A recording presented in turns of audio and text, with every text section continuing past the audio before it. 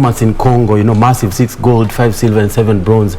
Big improvement from what the team got in 2021, which was just 1 gold, 5 silver and 6 bronze. Do you think that the performance was spurred by, I'll say, dismal show at the World Championship?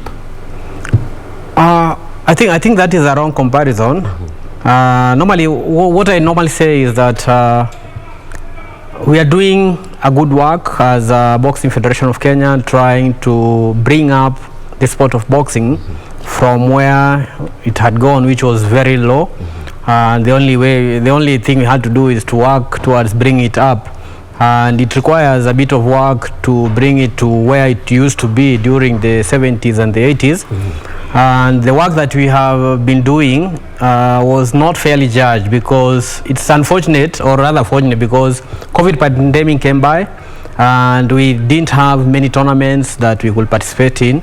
So the first tournaments that we engaged as a national team were the very top tournaments in the world, where we are meeting the best of the best in the world. This is Olympic Games and the World Championship.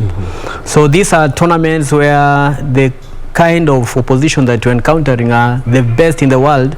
So it doesn't measure well when you try to compare that we are coming from a place where we really need to uplift our game to make sure that it achieves the standards that we want to bring where it was during the 70s and 60s. So I'm thinking, since we had those tough tournaments, World Championship and Olympics, I think they did not reflect the work that we had done, because now when it comes to Africa, where we are meeting the people who are a bit at par with us, we can see our performance is much better. In Africa, we somehow are ruling.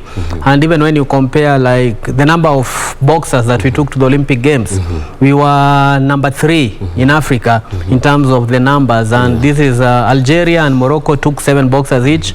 Kenya followed with 4, together with Congo, DRC. So I would say, when it comes to maybe the continent, we are performing much better, and with the kind of performance that we had in Zone 3, it shows the kind of work that we have done. But I believe we still have some work to do to be able to compete at the top level, where we are competing against the best of the best in the world, and be able to leave a mark there. And that's what we are aspiring to do as a federation. Our boxers are also gearing up for that task.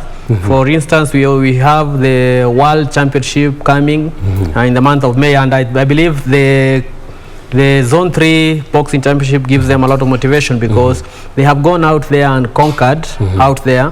So I believe when they go to the World Championship, it's a good build-up, but they also know the task ahead is not easy. It's going to be a bit tough, and they really need to give it their all to be able to post good results at the World Championship. Christine, your second silver at the championship, how would you describe it? Okay, for me, each and every time I always say I thank God for preserving me and giving me a good health. The second thing, my mission this time was to come back with a gold medal, but things went the way they were.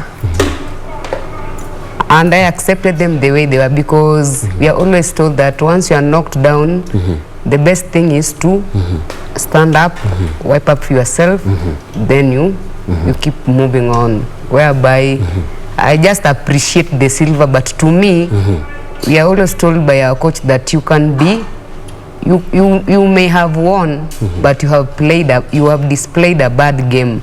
But you may have lost, but you have displayed a good game. So to me, I won, and I believe that the gold was mine. That's only what I can say. Yeah. Yes, and Diego, you did scale up on your weight, and you won gold. Yeah, I can say for this one, last when I participated on, I was on middleweight, where I was third position in a bronze.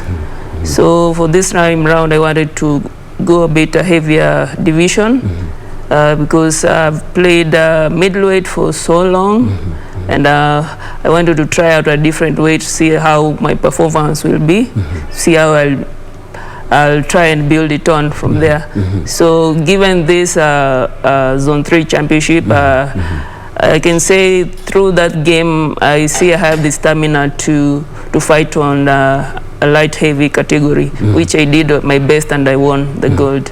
Yeah. And this may be the category that you're looking forward to participating in the forthcoming games, championships? Yeah, I'm working on fighting and light heavy in this coming World Championship. Yeah. Christine, you a bit of call them struggles with weights. You know, I remember watching your interview after your game in Tokyo, the Olympics, and you were explaining how it was difficult for you to fit in your category, in your weight category, right? Yeah. Yeah. Okay. The weights Olympic was specified, whereby my weight category was not involved. So I had to climb to the other weight, whereby it was a big challenge to me, although I wanted to perform or to participate within the Olympics. That's why I decided to go to the flyweight. And the main thing I believe that makes me to conquer the most of the time is speed work, because due to power, on that weight I have no power, but I conquered them with speed work. But when it came now to Olympics, it was different, because for me, or for I and my fellow athletes, we had only 2 build up, and when we follow up our opponents, they were telling us like they had at least 6 or 7 build up, whereby it was a big challenge onto us, and we were at least behind. Yeah. So the build up was not enough for, yeah, the build up was not enough for Olympics. Yeah. And now looking at zone 3, what does it present, you winning this silver and also having a little bit of problems on your weight? Okay, the first thing, it frustrated me because even due to the medal ceremony, I was just taken like a ball, taken this side, turned this side, whereby even it came a time that I wanted to give up with the medal. But the main thing is that when you are used to come back home with a medal, then you come back without it, is when you will feel that it becomes frustrating, because we always say that you are called others. The medal people are the ones who are well welcomed, but for you, you are put apart. That's why I did my best. And I tried my best, although it was not my weight category, and my weight category I had no opponent, so I had to fight with the category that was not mine. But due to the coaches and that were seconding me, I believe. And then there is a game that when you display, even you yourself, you believe that this game have won it. But when it comes to judges, you are told that you have not won. You just have to accept it. Yeah. Dan, at some point, Team Kenya threatened to walk out of the championship because of that. What was happening? Yes, we felt the decision that was taken in her bout was not fair, because when you look at all the criteria that are used to do judging, she was delivering more clearer punches, clean shots. She, in terms of her game, she was more skillful. She displayed all the skills necessary for her to earn that bout. And so when it came to judging, we did not agree with the decision that was taken. Again, when you look at the distribution of the judges, they were all French speaking from Congo, mainly from Congo and DRC, and Cameroon. So when you look at the verdict that was given was 3-2. Then we thought that was not fair, because to us, Christine should have won by 5-0. So we disagreed with that decision, and we had a furious protest. Even the tournament had stopped for a few minutes, for about 20 to 30 minutes. The tournament stopped. They listened to us. They told us they are going to review her bout. Then later on, even the bouts that were to follow, they had even given our walkover against our team members, but later on that was reversed. When they told us they are going to review her case, then we thought everything will be fine. Then the following day they told us the review was successful, and we thought, normally it's when they say a review has been successful. Now we thought she won. So the decision would be she had won her fight, so she continues with her next bout. So they said that because there were 3 in her weight category, now she was going to fight the other Congolese girl. And indeed they fought. Christine won. Now drama came about after she had won. They said now she's not playing in the final. Now they said that for that weight category they are going to do a round robin, which they had decided there. Again, that was not normal. And even after the round robin, now it meant the girl, it means now the first fight she lost. So they were counting that one is a loss. Then the second one she won. Now for the third, now the girl had, the Congo girls needed to fight in the final. Then they rank. And that's how they succeeded to rob her gold. Because now the girl whom, in quotes, she lost to in the first bout, won the second bout against the Congolese, and then she was ranked as the top. She got gold. But later on, as Christine is saying, even in the medal ceremony, again now the Congolese Boxing Federation president was still trying to steal the silver medal. So when they were paraded, first they had paraded Christine wrongly, placing her the bronze medal. Then the president of Zone 3 took Christine to silver, and the medal ceremony started. They gave out the bronze medal, but after the bronze medal had been given out, the Congolese president went and took the bronze medal from the Congolese girl and took it to Christine, and now decided to change her position. And the Kenyan officials were furious. They went there and fought hard, and the decision had to be reversed. So it was not easy for us. Of course, we are in a foreign country. They are speaking a foreign language that we don't understand.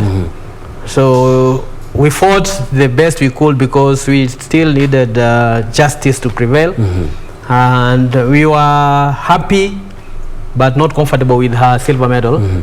But at least we say, sometimes they say silver is better than bronze, and bronze is better than nothing. So at least we are happy she got that silver medal, but we believed she deserved to win a gold medal. And this does it cast a shadow on officiating? Yes, although I will say this time officiating was a bit better than last time. Last year it was terrible. This time you were able to go with about 4 referee and judges who also participated a great deal, and they really brought some sobriety in terms of officiating. But again, we had some challenges with the Zone 3 officials because like the first day it was terrible because some competition rules were not being followed. Because normally weighing in is done at 8 a.m. But to our surprise, we weighed at 4 p.m. And that meant the boxers had stayed hungry from morning 8 a.m. up to 4 p.m. waiting to be weighed. That happened because Cameroon had not arrived. Apparently, the president of Zone 3, the Secretary General, and the ITO, the person in charge of the computer scoring system, all come from Cameroon. So it means nothing could go on without Cameroon having been represented during the weighing in. Although we thought again it was unfair because they could just have allowed maybe the Congolese official, Kenyan officials. We had officials from Guinea-Bissau also in the hotel where we are living. They could have just been allowed to carry on with the weighing in so that boxers can continue maybe taking their meals. Because now we had to wait for them to arrive, and they arrived at about 3, and then at 4 is when you are doing the weighing in. Then at 4 is when you are taking your breakfast, and then you are told at 7 p.m. you're supposed to be fighting. So it was a bit unfair for the boxers who fought on day 1, including Christine, because they had not eaten like for the better part of the day, and then they were being told they are going to the ring at 7 p.m. having taken your breakfast at 4 p.m. It was not fair, but we are used to hardship, and we were able to fight and win the medal despite the many challenges that we encountered there. Yeah, Christine, I mean, this just sets you on a path to go all out as World Championship approaches. Pardon? The silver that you won, and also looking at the circumstances that surrounded how you're getting the silver, this definitely makes you hungrier for the World Championship. Okay, yeah, for me, yes, because at least since when BFK took that position, we are taken to the African so that we can taken out to the world. But when I began, my friend, Started off. for me, my game, I started with the world women champion, which was a very big challenge. You began from at the top. Yeah. Okay, for me, I believe I'm going to bring back good results within the, because at the moment, my weight is there, whereby I'm fit being there. That is it. And Diego, the goal definitely says that when you, as you said, when you used to coming back, Christine said, when you used to coming back with a basket full of, goodies, coming back without anything in it is unthinkable. Yeah, for me, this gold medal has given me a boost since I've been in the field for so long without any medal, and I've been the pioneer of upcoming like Christine and others. So it gives me a motivation to still I can perform, I can do better, and I can still motivate other upcoming young boys and girls who want to pursue boxing. So I think going to the World Championships, I'll do my best and get a better performance. So when I leave my boxing career turning into a coach, I want to leave a mark out there. How soon is that? I can't say much, but let me take one game at a time. I see how it goes. Yeah. So when with the goal, definitely it makes you stay around more. So we're going to see a more fight. You being around in the ring for quite some time. Yeah, for now, for sure, I'll be trying to dominate in my weight category. Yeah. Dan, we're looking at the almost 22 boxers who went to the Zone 3 Championship, and looking at the performances or the results. Samuel Njau winning gold on his debut definitely speaks about the exciting talents that was in this team. Yeah, the team is it has a very good blend. Like this set is a bit special because Diego is the first Kenyan Olympian, boxing Olympian. Yes. And Christine is the second. 2012. And Christine is the second Kenyan female boxer at the Olympics. And somehow, she's Christine's role model. So normally when I see them together. When they sit together, it's a massive. She got inspired when she saw Diego going to the London 2012 Olympic Games. And she worked very hard to go for the Tokyo 2020 Olympic Games. I will say the team has a very good gel of experienced and upcoming boxers. We had somebody like Teresia Wanjiro winning a gold medal. Actually, it was our first gold medal during the championship. And it was her second international assignment, having participated last at the 2016 Olympic qualifiers in Cameroon, where she didn't win any medal. But this time she went for the Zone 3 and came back with a gold medal. That was a fantastic achievement. Then we have some very good upcoming boxers. We had a boxer like Evelyn Akinyi from Kisumu in welterweight category. First time she's going to welterweight. Normally she used to box at lightweight 60 kgs. This time she went to 66 kgs and came back with a gold medal. It was again a fantastic achievement for her. She had never won a medal before, not any color, and she took gold. So I will say it was a fabulous performance by Team Kenya. And it's amazing that all the girls in the team won medals.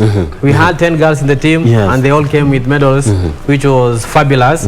And so I think going forward, we have hope that if we continue giving these girls exposure, then we are in a very good position of posting good results in future, and especially now, like for the African tournament, where we think the competition is about at our level, although we are a bit ahead of most of the countries. So I'll say we have a very good chance of bringing success in terms of winning medals at international tournaments that we will be participating in. What puts Kenya above the rest in the continent?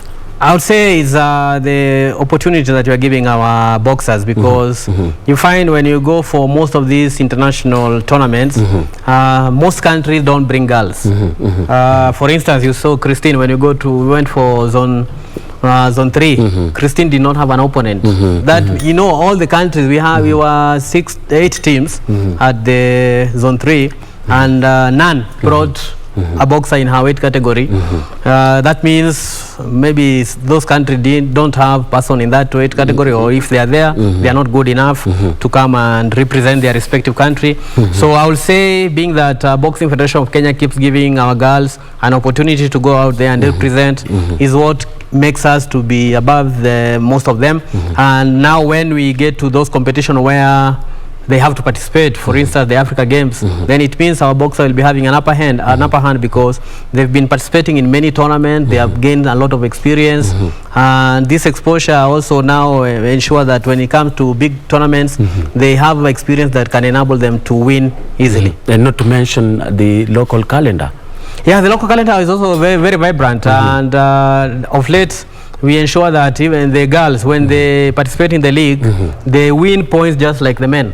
So there is no different when it comes to gender parity. Again, how does that make we also have to take into cognizance that for the Olympic Games, Tokyo 2024, we are going to have gender parity at 50-50. So we are going to have exact number of boxers, female and male, are going to be exact same. To me, it's a bit unfortunate that they are having to reduce the number of male boxers going to the Olympic Games while increasing the number of female. Well, I thought maybe it would have been good if they just increase the number of female boxers in the weight category that they want to increase, so that the number of male and female are the same. But now the unfortunate thing is that they have reduced the number of male boxers. So it means a weight like flyweight light flyweight in men and minimum weight, again they are going to be joined at the flyweight. So meaning they have killed 2 weight categories, trying to add some weight categories on the side of women. But that's fair, that's life, we have to live with it and ensure that our boxers are ready for those Olympic Games. We have already informed them of the changes. So in men we are going to have 7 weight categories, and in female we are going to have 6 weight categories, but the number of boxers in men and female is going to be the same. Yes, that's the BFK Communications Director, all the information we need, right? Dan Kuria. But we are joined on set by Samuel Njau on my further left, as well as Boniface Mugunde. And Samuel Njau won gold in featherweight. It was his debut at the championship. Sam, congratulations. Thank you. And that was a great performance. What do you think was key in your good results at the championship? Okay, thank you for this opportunity. I think the coaches, the systems that were set in place at the camp, they were able to recognize my weaknesses earlier. So we had a lot of time to work on what I lacked and what I was good at, so that I could prepare well for the games. I knew most African boxers, they use a lot of energy. So when I was preparing, I had to be a bit smarter. Yeah, I was working on more brain work than energy, and more than I could. I can say all I can say is, I think the preparations were okay. They were perfect for me. That's what led to my performance. Yeah. And it's one thing, coach saying you need to focus on the brain game. Smartness. Yeah, smartness, and you knowing what he's saying, right? Yeah. And also their seconding was perfect at the game. I could hear everything that they were telling me when I was on the ring. It was a day. Does it happen every day? No, I can say no. Let's just say it was. I don't know if I can call it luck but whatever happened, I just thank everybody and everyone who supported me up to that far. Yeah. Boniface Mugunde, you won bronze, right? Do you think it was enough? No, it wasn't enough. First of all, I want to thank God for taking us to Congo and bringing us well and giving us the victory that we had. It wasn't easy, but through God, he made us to come with the victory. So I won a bronze medal.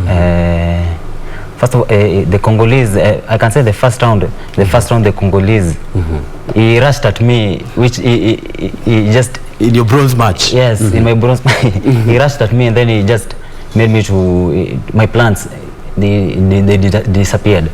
So, but I'm happy for our coaches. Our coaches, when you listen to our coaches... Coaches Benjamin Musa, yeah, David Munuhe. Yes, when you listen to them, you find that when you go in, you start... You start making your game plans to come back again.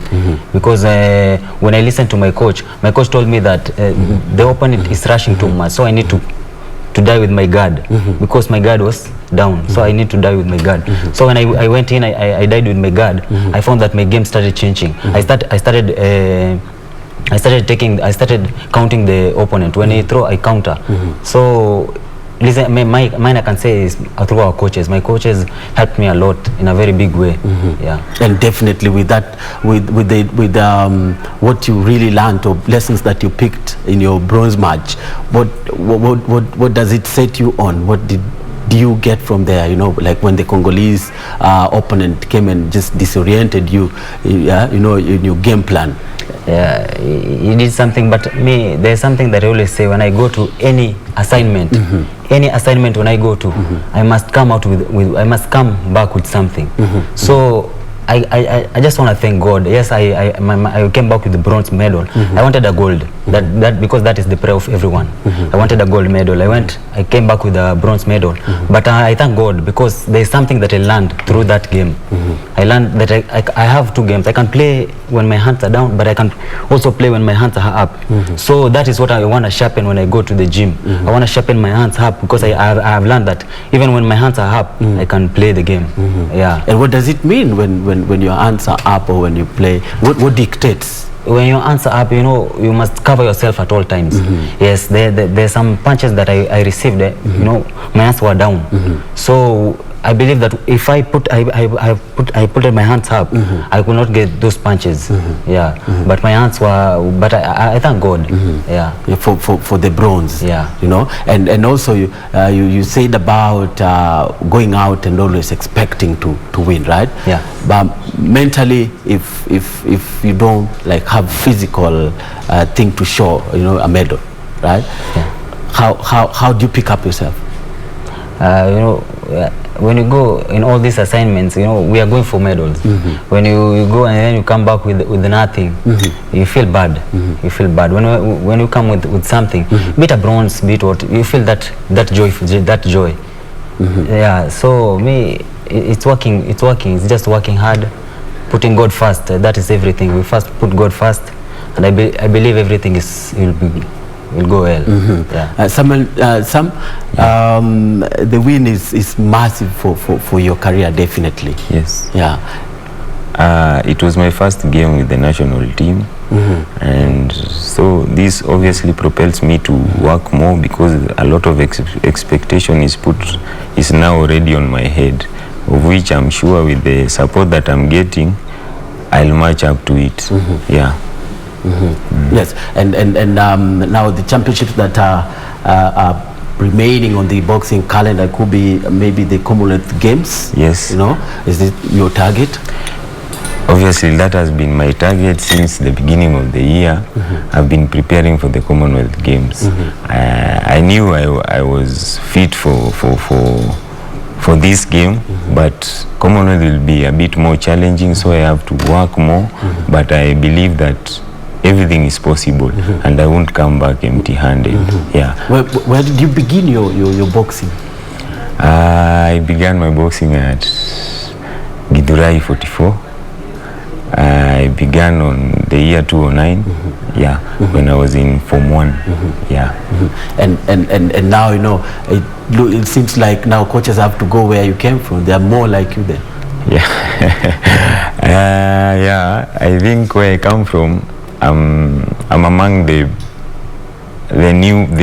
people who are putting my society in the limelight in terms of boxing, because it's a place where boxing is not well known. I'm among the pioneers. Yeah, there are other great gyms like Dallas, the likes of Nakuru. Githurai is just an upcoming gym, but I thank God that I can be able now to put a name behind where I come from. Yeah. And now this gives you pressure. Pressure and also motivation, because the society also blesses me, as their son. Tell me go and represent us well. And you definitely have tested that. I've tested it, yes. And Kuria, Dan, we'll talk about Commonwealth Games and the quota allocation, the number of slots allocated to Africa. How does it look for Kenya? It's not very good. Because I think we've been allocated 6 slots for men and about 4 slots for women. So it's going to be an uphill task for the technical bench to be able to decide who amongst the team that we have, like you see in Congo, we had about 12 men. So you have to trim down to about 6. So it's going to be very tricky on them, but I believe they're up to the task. They'll be able to choose the best 6 that are going for that assignment. But what I can say is that most of these young guys, the likes of Mugunde last time got silver, this time he got bronze. Njao is the first time. So I believe they have many years to come to compete in different international tournaments, and I believe they are getting better each tournament we are going to, and I believe they are going to be great champions in future, because they are very disciplined, they are very dedicated in terms of their training. So they have everything that it takes to be great champions, and it's just a matter of now trying to polish them so that they achieve their dreams of being champions that they are. Mgunde, how does the dream look like for you at the Commonwealth Games? That is my dream, to go to Commonwealth Game, not only to go, but to go and to bring something. That is the dream of everyone. So my prayer is, if I get that opportunity, that slot, our TM is saying that it has been cut down. When I get that opportunity to go, that's my prayer, to go and bring something, to make our country proud. That is my dream. Yes. And what do you think will be key in the boxers who will go, let's say, you could be one in that group too? What would be key at the games? I can say through our coaches. It's just when you listen to our coaches, everything that we're being taught by our coaches, everything that we're being trained, when we put it in our minds, and we put it in actions, it will help us a lot. And discipline, first discipline, and God. And God. Yes. Samuel, going to Birmingham will be a dream for you, right? Yes. And will performance matter? Performance obviously is the key. I don't want to go there as a tourist. Performance is the key. First of all, it's performance, then other things come. The dream is coming back with something for my country. Nice one. Yes. Thank you so much. That's Samuel Njao, the featherweight gold medalist at the Zone 3 Africa Boxing Championship, and Boniface Mugunde, the light middleweight boxer, who also won bronze, and also accompanied by the Boxing Federation of Kenya Communications Director, who was the TM for the team hit squad in Congo. That's Duncan Kuria talking to us about the exploits of hit squad in Congo and what lies ahead.